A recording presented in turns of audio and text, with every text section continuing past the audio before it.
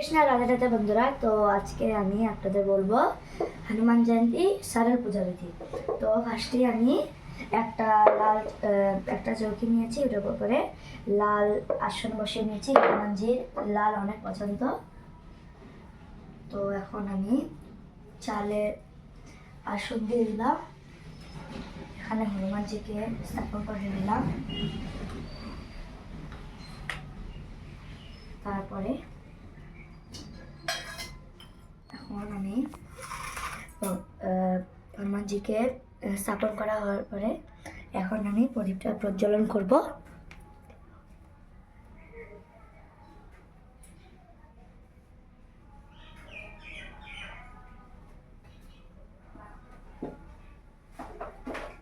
তো আমি এখন প্রদীপ প্রজ্বলন করব।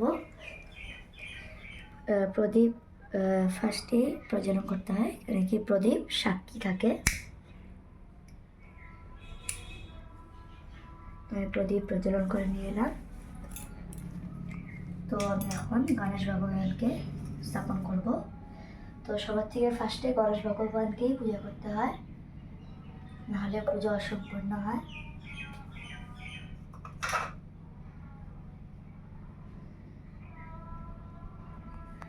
এখন আমি হনুমানজিকে বস্ত্রস্বরূপ কলাওয়া অর্পণ করছি, আর গণেশজিকেও। আপনাদের যদি জনেও থাকে তাহলে আপনারা দিতে পারেন জনেওটা। তো এখন আমি প্রসাদ দিয়ে দিলাম। প্রসাদে আপনারা লাড্ডু দেবেন। ভগবানের হনুমানজির লাড্ডু অনেক পছন্দ প্রসাদ। তারপরে এখন আমি ফুল দেব।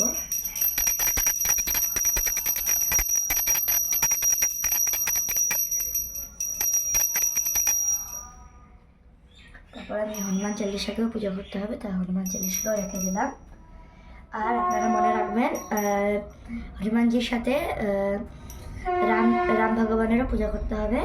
তো আমার ওই ফটোতে চিত্রপটে ভগবান রামের হৃদয়ে হনুমানজির হৃদয়ে রাম ভগবানের ফটো আছে, এই যে দেখতে পাচ্ছেন। তো আপনারা যদি না থাকে তাহলে আপনারা রাম ভগবানের আরেকটা চিত্রপট রাখতে পারেন এখানে। তারপরে আমরা তুলসী পাতা অর্পণ করবো। গণেশজিকে দিতে হয় না, আর প্রসাদেও দিলাম, আর হনুমান চালিশাতেও দিয়ে দিলাম। আর এখন আমরা সবাইকে সিঁদুর দিব। হনুমানজির অরেঞ্জ সিঁদুর অনেক পছন্দ।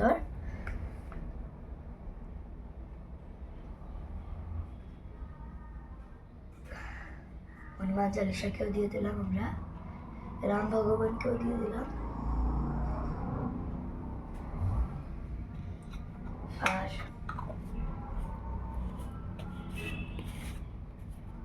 এখন আরতি করবো প্রদীপ দিয়ে।